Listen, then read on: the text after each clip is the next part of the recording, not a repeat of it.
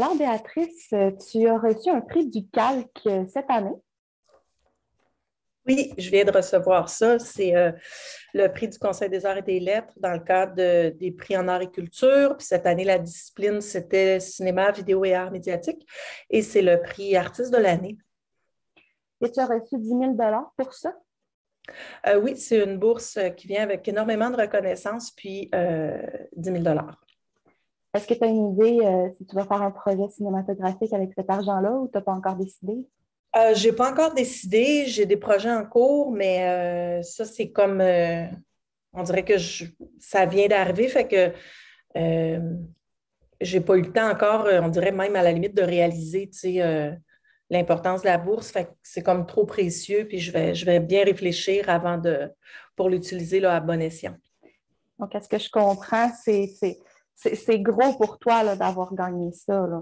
Ben, c'est une très, très grande reconnaissance parce que comment ça fonctionne, c'est que c'est un jury de pairs, c'est-à-dire que c'est des gens qui sont dans le domaine du cinéma, de la vidéo et des arts médiatiques. Puis c'est des gens partout au Québec. C'est un jury qui est provincial, qui est pas nécessaire. Donc, c'est des gens qui me connaissent pas. Puis moi, c'est le Festival du cinéma international en Abitibi-Témiscamingue qui a soumis ma candidature, un dossier avec mon travail de cinéaste, mon travail d'artiste, des explications, des extraits, puis tout ça. Puis donc, ils ont reçu, je ne sais pas combien de dossiers. Puis au départ, ils sélectionnent trois finalistes. C'était Serge Bordelot et Dominique Leclerc qui étaient les finalistes avec moi. Puis c'est deux artistes là, qui ont un super beau parcours. Tu sais, Serge Bordelot, il a fondé une production, Nagadam Film, travaille beaucoup dans le court-métrage avec les Autochtones aussi, avait fait le Festival du cinéma des gens d'ici, travaille en 360 aussi, puis il a eu des belles reconnaissances de ses pairs aussi pour son travail d'artiste. Puis Serge est à Val-d'Or, Dominique Leclerc est à Rouyn-Noranda, a fait Les Chiens-Loups, a fait Alex Marchal-Amour, Les Chiens-Loups, a voyagé partout dans le monde aussi. C'est d'ailleurs mon directeur photo puis mon monteur dans la plupart de mes projets artistiques. Fait que j'ai une grande admiration pour son travail. Il travaille aussi, il a fait plein de projets depuis super longtemps dans plein d'autres domaines reliés au cinéma, mais je veux dire que ce soit pour du documentaire ou de la fiction ou des projets corporatifs. Puis il y a toujours une façon d'apporter son regard aussi, puis il y a une reconnaissance aussi. Fait que pour moi, d'avoir été nominée avec ces deux personnes-là, c'est déjà j'étais vraiment honorée de ça. Tu sais, j'étais là, waouh, quelle reconnaissance que d'avoir mon nom avec ces deux êtres humains-là, que c'est des artistes que j'admire particulièrement.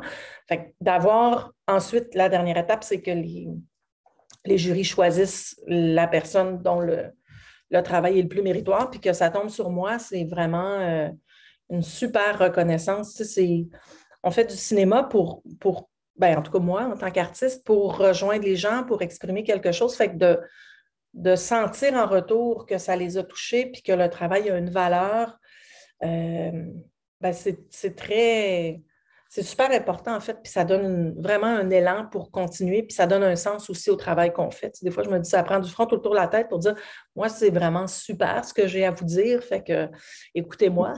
Fait que je trouve que ça recadre un peu les choses, puis ça donne envie de continuer, oui. Et que là, tu dis que tu veux rejoindre les gens avec le cinéma. Habiter le mouvement, un récit en 10 chapitres, je n'étais plus sûre si c'était le mot récit. Euh, est-ce- Qu'est-ce que tu voulais lancer comme message en faisant ce film-là?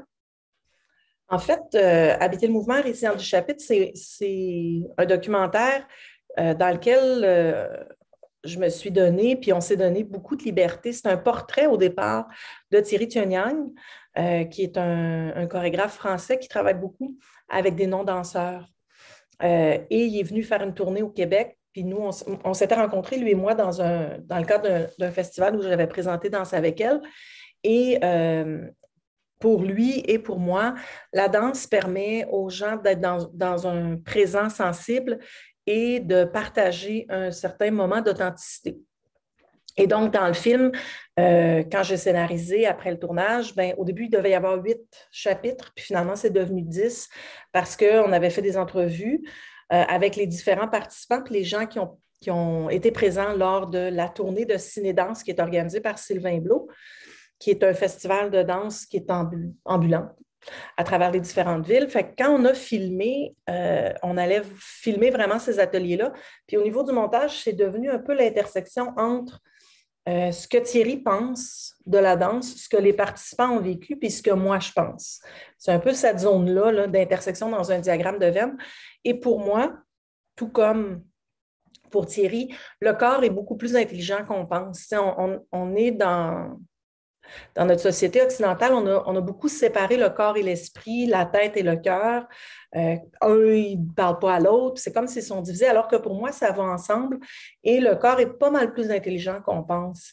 Et par la danse ou par le mouvement, en habitant ce mouvement-là, ben, on est capable de communiquer puis d'entrer en relation d'une autre façon. C'est un peu ça le propos du film, tout en étant un portrait du chorégraphe, puis en portant aussi ma parole, parce que j'ai pris beaucoup de liberté dans certains chapitres. C'est vraiment davantage ma parole que sa parole, mais en m'assurant toujours qu'on soit là, en synchronisme quant aux propos véhiculés. Et si quelqu'un veut se lancer dans le cinéma en Abitibi-Témiscamingue, qu'est-ce que tu dirais à cette personne-là? Ben, deux, trois choses assez simples, en fait, d'avoir confiance, de le faire, de se lancer. Un des avantages qu'on a, c'est sûr qu'en faisant un cinéma qui est territorial, qui est loin de Montréal, un cinéma qui est plus régional, ben souvent, on peut avoir l'impression qu'on est comme désavantagé sur certains aspects, mais il y a une facilité, une proximité, une solidarité qui est aussi présente. J'imagine qu'elle existe à Montréal aussi parce que les gens se connaissent et s'entraident. Mais ça existe aussi. Il y a des ressources, il y a le Conseil de la culture, il y a des programmes de bourse, puis il y a aussi, on vient de fonder cet organisme-là, la table interrégionale de concertation, la table de concertation interrégionale en cinéma. Donc, c'est plein de cinéastes de partout au Québec, sauf dans un périmètre de 80 km de Montréal. C'est-à-dire tous ceux qui vivent une réalité semblable pour faire du cinéma en région, que ce soit la Gaspésie, Sherbrooke, le Saguenay-Lac-Saint-Jean, la Abitibi-Témiscamingue, puis on est tous regroupés ensemble pour développer des façons de faire, pour s'aider. Donc, ça peut être un super bon outil. T'sais. Donc, en gros, là, se faire confiance et le faire. Je veux dire, c'est rendu beaucoup plus facile et beaucoup moins cher de faire du cinéma que ça l'était à l'époque de la pellicule. Il y a des ressources en région. Le Conseil de la culture peut être un super bon outil pour avoir accès. Ils sont vraiment très, très bons, très, très disponibles pour avoir accès à différents programmes de bourse, différents réseaux. Et la table, la TACIC, là, TACIC, table de concertation interrégionale en cinéma. Ça aussi, ça peut être vraiment un bel outil puis une belle porte d'entrée pour développer un réseau parce qu'aujourd'hui, à l'ère, on est en entrevue, toi et moi, puis on n'est même pas dans la même ville, puis ça marche pareil. Donc, ça, c'est applicable aussi. Il y a un changement dans les frontières qui est intéressant à exploiter. Donc, ce que je comprends, c'est qu'il y a beaucoup d'organisations qui peuvent aider les personnes qui veulent commencer en cinéma et la distance n'est pas nécessairement juste un désavantage. Absolument, tu as tout compris. Merci beaucoup, Béatrice. Est-ce que tu aurais quelque chose à ajouter? Je veux juste voyons, j'ai de la misère, j'en perds mes mots. Je veux juste exprimer à nouveau ma gratitude puis mes remerciements parce que le cinéma, ça ne se fait pas tout seul. C'est vraiment toute une équipe de gens qui ont eu confiance en moi, qui m'ont suivi dans mes projets, dans mes idées, qui m'ont fait confiance. Puis je pense particulièrement à Dominique Leclerc puis Antoine Bédard, qui sont l'image, le son. Puis pour mes films, ça ajoute vraiment... moi, j'ai mes idées, puis eux embarquent dans mon projet, puis ils vont comme soutenir et magnifier par leur talent là, ce que je propose comme geste chorégraphique et cinématographique. Fait que je voulais les remercier encore. Puis merci à toi pour cette entrevue-là. Ça fait plaisir. Passe une belle journée, Béatrice. Bonne journée, merci.